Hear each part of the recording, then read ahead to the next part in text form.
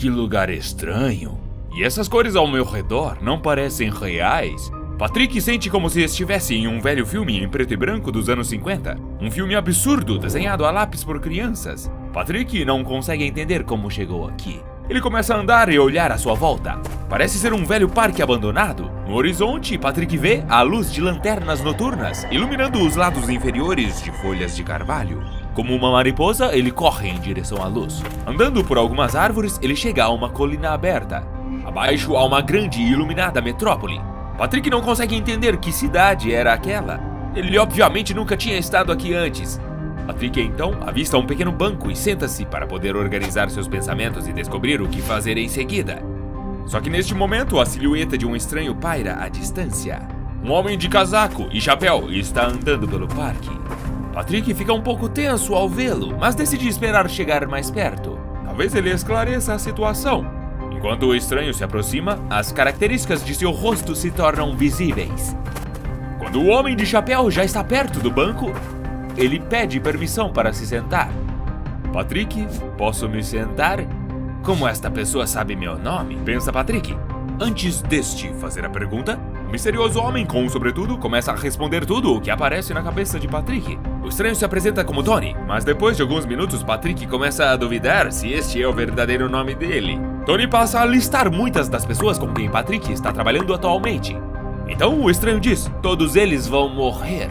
Quando Patrick pergunta sobre a causa da morte de seus colegas, Tony, simples e silenciosamente, aponta o dedo para o céu. Patrick olha para cima e descobre que as nuvens estão começando a mudar de cor. Tons cinzentos e sombrios misturados com tons ardentes. Atenção, por favor. Apresento a vocês meu produto ultra fofo e de edição limitada. O bonequinho é super macio e feito de materiais sustentáveis. Eu já tenho um. Você quer um pra você? Então clique no link da descrição e compre um Detetive Void todo seu. Segundos depois, bolas de fogo apocalípticas começam a cair do céu. A cidade abaixo está sendo incendiada. Patrick bloqueia seus ouvidos das explosões. O cenário o horroriza. Seu coração começa a bater freneticamente e sua respiração acelera ao máximo. Patrick salta do banco e corre em direção ao parque com toda a sua força. No entanto, o estranho só sorri e diz: "O fim do mundo não pode ser evitado." Depois dessas palavras, Patrick abre os olhos e se vê correndo pelo corredor de um prédio da Fundação SCP. Algumas horas depois, o rapaz se acalma. Até o fim do dia seguinte, Patrick não pôde acreditar que tudo aquilo foi apenas um sonho. No entanto, ele não foi o único que viu o homem com sobretudo e chapéu. O estranho apareceu para muitos funcionários da Fundação em seus sonhos, designado com vários nomes. Essa pessoa dos sonhos é o SCP-990. Documentos da Fundação descrevem-no como um homem vestido com uma roupa no estilo da Guerra Fria. Que longo período! Os heróis dos filmes de crime no estilo noir personificam os meados do século XX. Hippies, punks e treinadores esportivos coloridos aparecem mais tarde, mas ainda durante este período de conflito geopolítico global. E ainda assim, cada pessoa que avista o SCP-990, no entanto, descreve o objeto como uma pessoa da época da Guerra Fria. Ouso dizer que esse persistente sentimento se faz presente dentro do sonho assim que o SCP-990 aparece para alguém. E isso ocorre principalmente nos sonhos dos funcionários da Fundação. Quanto a contato com civis, não houve nenhum caso registrado até agora. Na verdade, ninguém nunca encontrou alguém assim em vigília. Então não é possível conter o objeto. É impossível extraí-lo dos sonhos dos funcionários, bem como ocasionar sua aparição. O objeto só se tornou conhecido quando um grupo de funcionários, conversando sobre temas aleatórios, descobriu que todos sonhavam com a mesma pessoa. Desde então, todo funcionário da Fundação tem sido obrigado a trabalhar mesmo dormindo, caso o SCP-990 o visite em seus sonhos. Se uma pessoa de sobretudo e chapéu aparecer, você deve se comunicar com ele, fazer perguntas e descobrir o máximo de informações sobre a anomalia. A quem encontrar ou descobrir o corpo físico do objeto, foi prometido uma recompensa monetária vultuosa. Todavia, a possibilidade de isso acontecer é praticamente nula. É altamente duvidoso que a anomalia tenha qualquer tipo de corpo, além daquele observado em sonhos. Mas as informações que o objeto dá são bastante reais. SCP-990 já previu com precisão a morte de funcionários várias vezes. Além disso, ele previu a destruição da estação de observação Epsilon 38. E de vários outros objetos. Portanto, cada aparição que o SCP-990 fez é uma oportunidade valiosa para conhecer o futuro. Você está certo, previsões de natureza global, como o fim do mundo, nunca foram feitas. Mas esses eventos simplesmente devem acontecer em um futuro mais distante. Talvez venham a acontecer, só que não tão cedo.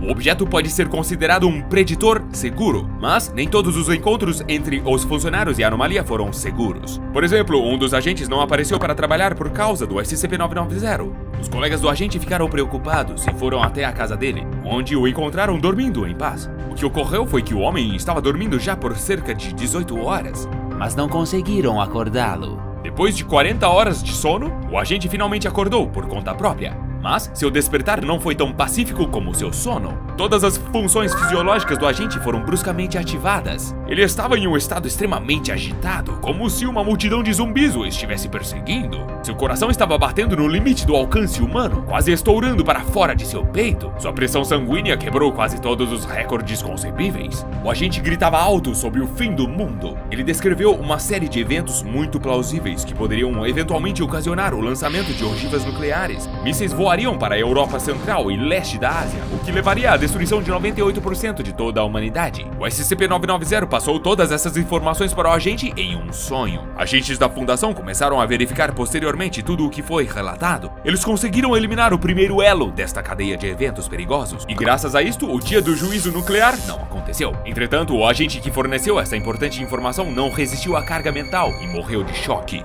Após este incidente, o SCP-998 foi qualificado como maldoso por muitos dos funcionários da Fundação, mas este não é o caso. O próprio objeto assumiu que não tinha intenções maliciosas quando apareceu para um médico da Fundação em um sonho. O anômalo primeiro disse que se chamava Tony, depois Richard. Aparentemente ele não tem um nome específico. Quando acusado de causar a morte do agente, o SCP-990 afirmou que não era um ser maligno. Entretanto, há uma anomalia perversa nesta história, só que ela ainda não veio a existir. Muito menos tem um número SCP. De fato, a morte do agente foi um preço bastante pequeno que foi pago pela prevenção de uma catástrofe global nuclear. Sua morte teve pouca importância e foi um sacrifício inevitável em nome de um bem maior. Talvez seja por isso que o objeto é destinado exclusivamente aos funcionários da Fundação. Ao contrário dos meros mortais, esses personagens realmente podem impedir que coisas terríveis aconteçam. A coalizão oculta global também tem capacidades semelhantes. No entanto, seus membros provavelmente tentariam matar o SCP-990 após seu encontro, e não haveria nenhum diálogo construtivo. Eu considero a hipótese de que o SCP-990 simplesmente não é capaz de aparecer para ninguém de fora da Fundação, uma vez que esse objeto é, na verdade, uma manifestação da mente colmeia de todos os funcionários da Fundação SCP, incluindo de funcionários comuns até membros do Conselho O5. Cada um deles possui certas informações. Nem sempre há recursos suficientes para compartilhar tudo uns com os outros ou para coletar todos esses fragmentos e mantê-los integrados. Uma única mente coletiva enxerga e avalia tudo em uma abordagem sistêmica. Geralmente isso se aplica a funcionários de nível inferior, já que nem todos sobrevivem à chegada de uma anomalia, e esses empregados são menos importantes do que aqueles que ocupam cargos superiores na Fundação.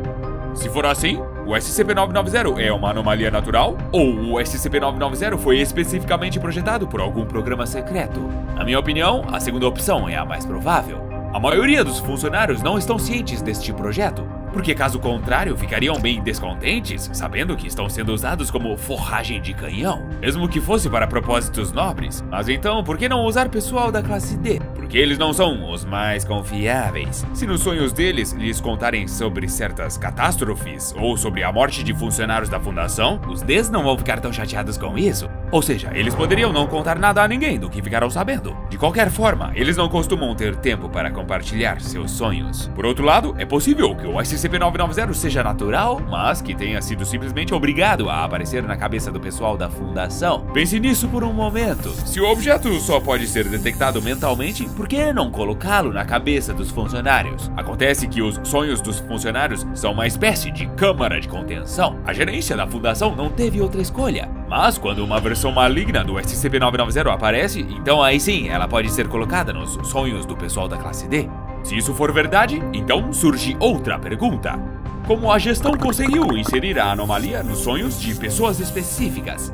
Posso assumir que o SCP-990 entra nos sonhos das pessoas que estão unidas por algo que elas têm em comum. Podem ser família, uma equipe de trabalho, um fã-clube ou funcionários da Fundação, como neste caso específico. Ele adverte as pessoas sobre coisas diferentes, como parentes sobre a doença de um membro da família ou problemas intrafamiliares, ou a fãs de futebol sobre a derrota de seu time favorito, e aos funcionários da fundação sobre o fim do mundo e outros problemas globais.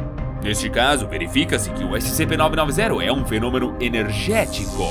A interação de pessoas unidas por um objetivo em comum dá origem a um intenso campo de energia, que, por sua vez, dá origem a uma entidade cognitiva. Quando recebe uma quantidade suficiente de energia, esta entidade aparece para os membros do grupo em seus sonhos. Nesse caso, o SCP-990 pode ser apenas um de vários objetos anômalos do tipo, talvez o que se manifesta com maior frequência. Afinal, ao contrário de outros coletivos, a Fundação é uma organização grandiosa e poderosa que pode gerar um forte campo energético. Mas deve haver outras manifestações do SCP-990, embora mais fracas. Na internet, muitas vezes, se pode encontrar histórias sobre pessoas que não existem na realidade e que visitam diferentes pessoas em sonhos. Também podem ser variantes do SCP-990. Você já teve sonhos ou profecias semelhantes com um protagonista estranho? O que você acha da natureza do SCP-990? Deixe-nos saber suas versões nos comentários.